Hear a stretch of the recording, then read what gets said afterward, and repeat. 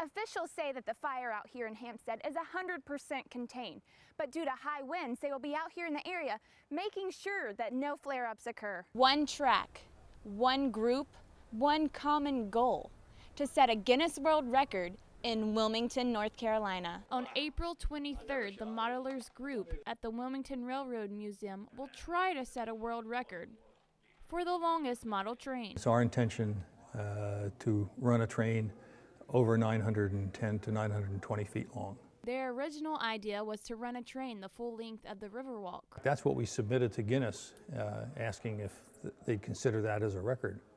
They came back to us with the idea of breaking the current record for the longest model train. The guys come from all different backgrounds and all originally had different ideas for the project, but their love for model trains ultimately brought them all together. We have a lot of diverse backgrounds, so it's just a really, really neat teamwork exercise. For some members, the process takes them to a creative place. The most beautiful part of model trains for me, I think, is the idea that you can create a scenario, a picture that's in your mind about how things used to be in days gone by. This project has been in the works since August of last year. On the day of the event, the group will have to move the train across the street to the convention center. Once there, they have 2 days of setup time to get everything in place. The move and the short setup time do not seem to be the biggest concern for the group. I think the bigger part is getting it set up and having 70-year-old guys crawling around on the concrete floor, putting it all together. And when it's all said and done, I think I'll feel excited for the Railroad Museum. I think it shows the power of teamwork amongst all the fellas here. It's something that we've never pulled off before at the Railroad Museum. I think it's probably a big deal for Wilmington itself to be the proud owner of a world record. Again, that's quite an accomplishment. View an exclusive look at our campus's newest building. for some, Wednesday, August 18th marked the start of the fall 2010 semester. But for nursing students, faculty, and staff, it marked the opening of the new School of Nursing. They experienced quite an upgrade from the 1,000 square foot Friday Annex where classes were once held. Friday Annex, which is basically, it's a nice building, but it's not a building, it's basically almost like a trailer looking. And the only thing that housed was our faculty, a 25-bed lab with computer lab, and then a very small simulation area of 8 beds.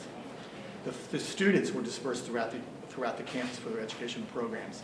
The new 75,000 square foot facility houses a 10,000 square foot simulation learning center, as well as teaching space, specialty rooms, smart classrooms, and distance learning classrooms.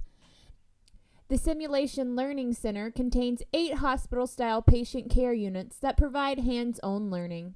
I just don't want the students who are starting this semester to take it for granted, because this building is huge and it's awesome, and we have so much more hands-on experience, and it's more real life. Some examples include maternal infant labs, operating rooms and ER rooms, pediatric labs, and many others. There's really a demand, particularly in Wilmington, for clinical sites. And so we compete for those sites, for example, in New Hanover. But if you may go to New Hanover for clinical rotation, we'll say in obstetrics, you may not see a delivery. So in this building, the simulation will allow our students to experience many clinical scenarios they may never encounter in the clinical setting, such as myocardial infarctions, diabetic coma, seizures, deliveries. It also allows them to practice skills on a simulation and to see where their strengths and weaknesses are and how to administer medications appropriately. So it enhances our ability to produce students that are well educated and that will become safe practitioners. The building is also equipped with a 200-seat lecture hall. The School of Nursing has 390 students enrolled in various programs, along with 31 full-time faculty members. With an expected nursing shortage in the coming years because of aging baby boomers, the outlook for UNCW nursing students is bright. Nursing just seems to be a great career to enter, especially, you know, in the healthcare field. You always feel like you can find a job. And The UNCW nursing faculty are doing their best to educate and train students to become competent in all their healthcare endeavors. Boy, the mannequin with moving eyes was kind of creepy. Just imagine seeing it live. Trask this past Sunday, taking on the Pride of Hofstra. Teal TV reporter Kara Trotter was there to cover the game and capture some of the highlights. Kara? Kara Trotter here on campus at Trask Coliseum to check in on our Lady Seahawks as they get ready to host Hofstra in their 5th conference game of the season. The Seahawks come in with a 6-9 record, having won only one conference game so far. They are hoping to bounce back after a tough loss at Delaware to grab a much-needed victory. The Hofstra Pride come in boasting an 8-8 record. However, they are also searching for their 2nd conference victory.